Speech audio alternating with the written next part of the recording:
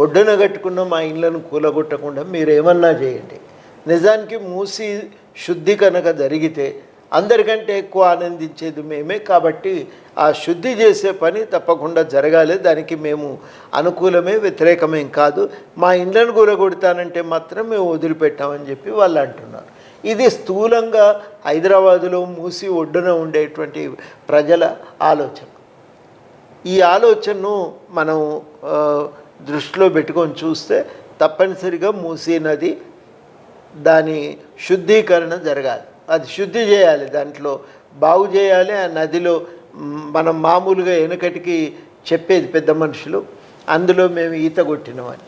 ఆ రకంగా ఆ మూసీ నది మళ్ళీ ఆ స్థితికి రావాలి. అది అవసరం. ఎందుకంటే మూసీని శుద్ధి చేయకుండా ఇదే రకంగా కాలుష్యంతో కూడినటువంటి ఒక